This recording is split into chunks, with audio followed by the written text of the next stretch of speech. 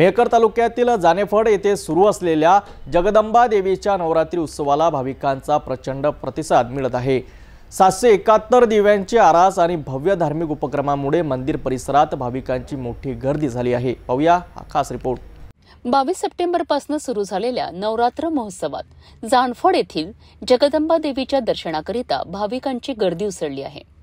धैर्य, संयम, आत्मबल, पराक्रम आणि मातृत्वाचे प्रतीक असलेल्या आदिशक्ती मातेच्या दर्शनाकरिता भाविक भक्तांची गर्दी वाढत आहे। दरवर्षीप्रमाणे याही वर्षी दिवा जळो संकट टळो या संकल्पनेतनं 771 दिव्यांची आरास लावण्यात आली असून या आरासेने मंदिर परिसर भव्य आणि दिव्य स्वरूप धारण केले आहे।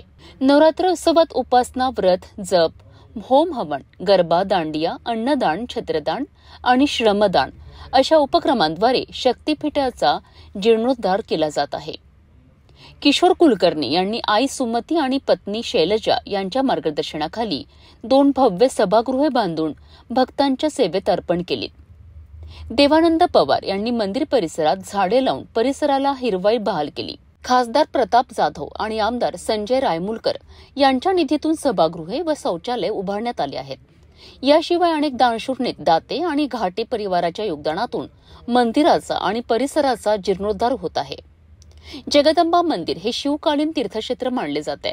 मंदिराच्या परिसराची देखभाल व भक्तांच्या सेवेसाठी घाटे कुटुंबीय विश्वस्त म्हणून जबाबदारी पार पाडत आहे। यावेळी पोलीस ठाणेदार अजयनाथ मोरे यांनी चोख पोलीस बंदोबस्त लावून भाविकांना सुरक्षित व भयमुक्त वातावरण दिलेत। 771 दिव्यांची आरास, विविध धार्मिक उपक्रम आणि जीर्णोद्धाराच्या कामामुळे जानेफळ येथील जगदंबा देवीची नवरात्री उत्सव भक्तांसाठी अविस्मरणीय ठरत आहे।